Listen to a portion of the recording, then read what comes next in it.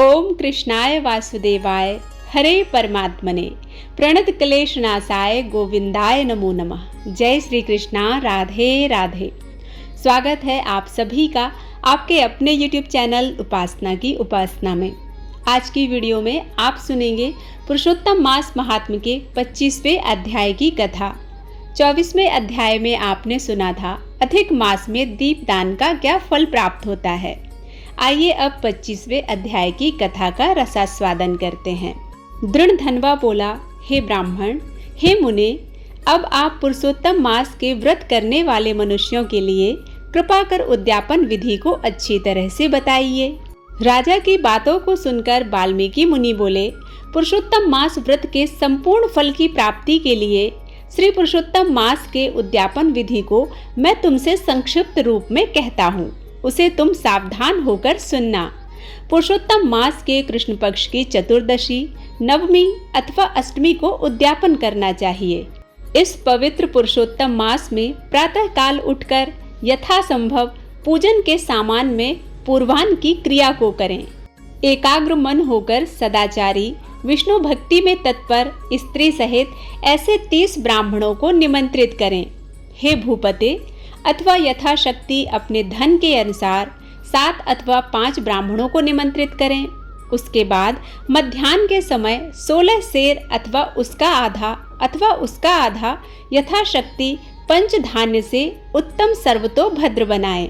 उसके बाद सर्वतोभद्र मंडल के ऊपर स्वर्ण, चांदी, तांबा अथवा मिट्टी के छिद्र रहित शुद्ध 4 कलश स्थापित करने चाहिए। 4 व्यूह के प्रीत्यर्थ चारों दिशाओं में बैल से युक्त उत्तम वस्त्र से वेष्टित पान से युक्त उन कलश को स्थापित करना चाहिए।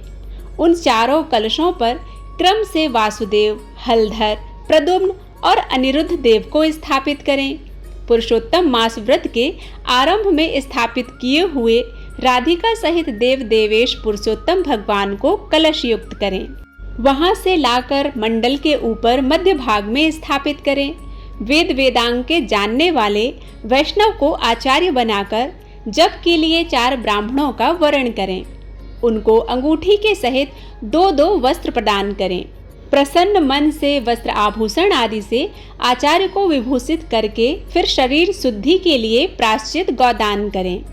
तदंतर स्त्री के साथ पूर्वोक्त विधि से पूजा करनी चाहिए और वरण किए हुए 4 ब्राह्मणों से 4 व्यूह का जप कराना चाहिए और 4 दिशाओं में 4 दीपक ऊपर के भाग में स्थापित कराना चाहिए।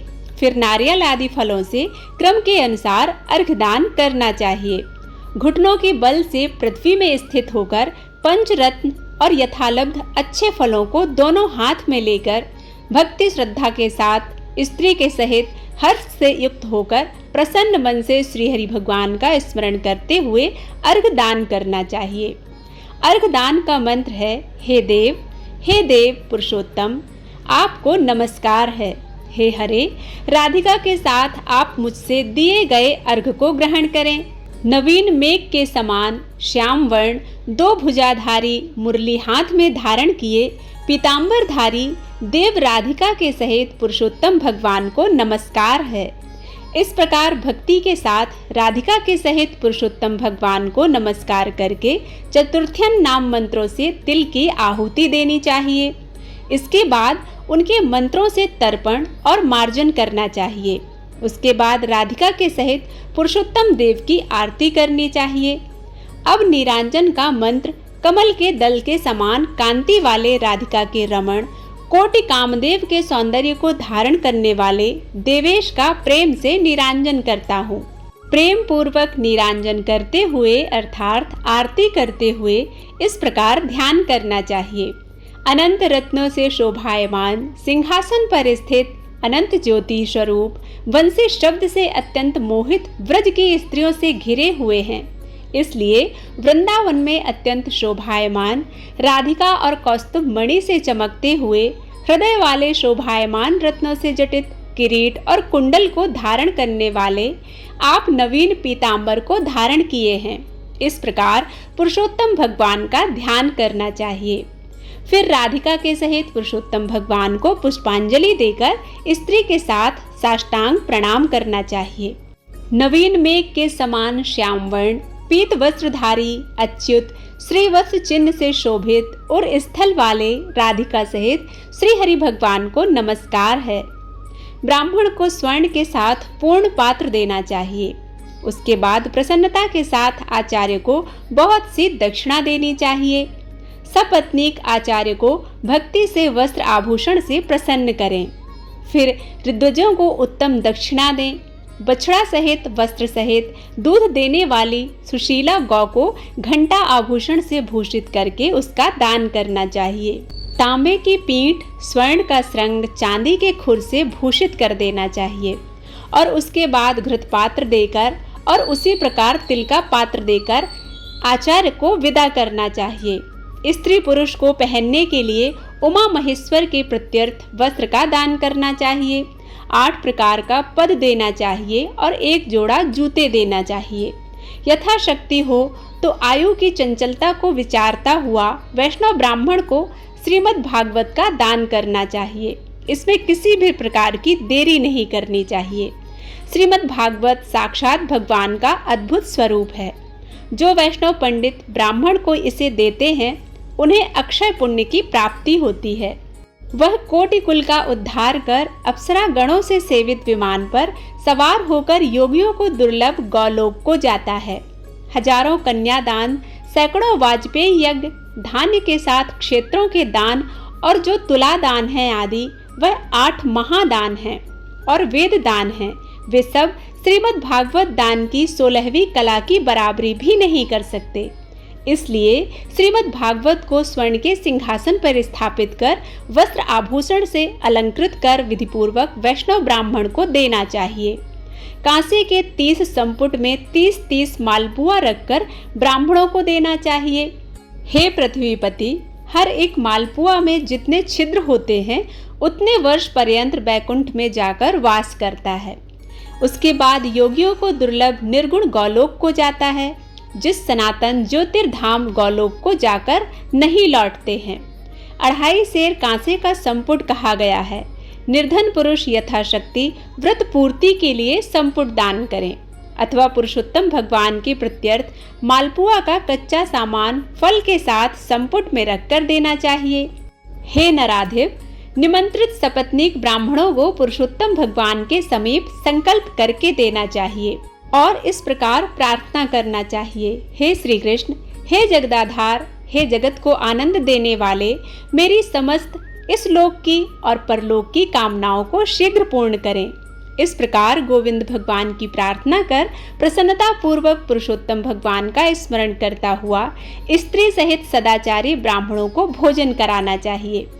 ब्राह्मण स्वरूप हरि और ब्राह्मणी स्वरूप राधिका का स्मरण करते हुए भक्ति पूर्वक गंध अक्षत से पूजन कर घृत पायस का भोग कराना चाहिए। व्रत करने वाला विधि पूर्वक भोजन सामान का संकल्प करे। अंगूर, केला, अनेक प्रकार के आम के फल, घी के पके हुए सुंदर उड़द के बने, चीनी घी के बने घेवर, फैनी खांड के बने मंडक, खरबूजा ककड़ी का शाक, अदरक सुंदर नींबू, आम और अनेक प्रकार के अलग अलग शाक, इस प्रकार सटरसों से युक्त 4 प्रकार का भोजन सुगंधित पदार्थ से वासित गौरस को परोस कर कोमल वाणी से इस प्रकार बोलते हुए, यह स्वादिष्ट है, इसको आपके लिए तैयार किया है, प्रसन्नता के साथ भोजन कीजिए। हे ब्राह्मण, हे प्रभु, जो इस पकाए हुए पदार्थों में अच्छा मालूम हो आप उसे ग्रहण कीजिए। मैं धन्य हूँ, आज मैं ब्राह्मणों के अनुग्रह का पात्र हुआ, मेरा जन्म सफल हुआ। इस प्रकार कहकर आनंद पूर्वक ब्राह्मणों को भोजन कराकर तांबूल और दक्षिणा देना चाहिए। इलायची, लौंग, कपूर, नागर पान, कस्तूरी, जावित्री, कत्था और चूना, इन सब पदार्थों को मिलाकर भगवान के लिए प्रिय तांबूल को देना चाहिए।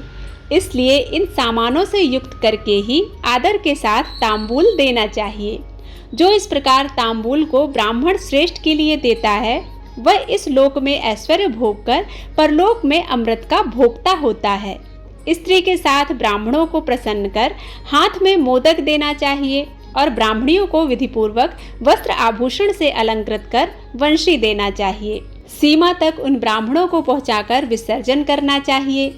मंत्रहीनम क्रियाहीनम भक्तिहीनम जनार्दनम यत पूजितम मया देवा परिपूर्ण तदस्तु में। इस मंत्र से पुरुषोत्तम भगवान को क्षमापन समर्पण करना चाहिए। यस्त स्मृत्या च नामोक्त्या तपोयज्ञ क्रियादिषु न्यूनम संपूर्णताम याति साध्यो वंदे तमुच्यतम। इस मंत्र से जनार्दन भगवान को नमस्कार करके जो कुछ कमी रह गई हो वह अच्युत भगवान की कृपा से पूर्ण फल देने वाला हो, यह कहकर यथासुख विचार करना चाहिए। अन्न का यथाभाग विभाग कर भूतों को देकर मिथ्या भाषण से रहित हो अन्न की निंदा न करता हुआ कुटुंब जनियों के साथ भोजन करना चाहिए। अमावस्या के दिन रात्रि में जागरण करें। स्वर्ण की प्रतिमा में राधिका के सहित पुरुषोत्तम भगवान का पूजन करें। पूजा के अंत में सपत्नीक व्रती प्रसन्नचित्त होकर नमस्कार कर राधिका के साथ पुरुषोत्तम देव का विसर्जन करें। फिर आचार्य को मूर्ति के सहित चढ़ा हुआ सामान देना चाहिए। अपनी इच्छा के अनुसार यथा योग्य अन्न का दान करना चाहिए। जिस किसी उपाय से इस व्रत को करें और उत्तम भक्ति से द्रव्य के अनुसार दान दें। स्त्री अथवा पुरुष इस व्रत को करने से जन्म जन्म में दुख दारिद्र और दुर्भाग्य को प्राप्त नहीं करते हैं। जो लोग इस व्रत को करते हैं वे इस लोक में अनेक प्रकार के मनोरथों को प्राप्त करके सुंदर विमान पर चढ़कर श्रेष्ठ वैकुंठ लोक को जाते हैं। श्री नारायण बोले, इस प्रकार जो पुरुष श्री कृष्ण भगवान का प्रिय पुरुषोत्तम मास व्रत विधि पूर्वक आदर के साथ करता है वह इस लोक के सुखों को भोगकर और पाप राशि से मुक्त होकर अपने पूर्व पुरुषों के साथ गौलोक को जाता है। इति श्री बृहन्न नारदीय पुराणे पुरुषोत्तम मासे महात्म्ये दृढ़धन्वोपाख्यान व्रतो उद्यापन विधि कथनम नामा 25वां अध्याय संपूर्ण। इस प्रकार से 25वां अध्याय समाप्त होता है। उम्मीद है यह कथा आप सभी को पसंद आई होगी। यदि पसंद आती है तो प्लीज़ लाइक करना मत भूलिएगा। चैनल पर पहली बार आए हैं तो इसे सब्सक्राइब जरूर कीजिए, बेल बटन प्रेस कीजिए ताकि नए वीडियोस आप तक पहुंच सकें। मिलती हूँ 26वें अध्याय की कथा के साथ। तब तक के लिए जय श्री कृष्णा, राधे राधे।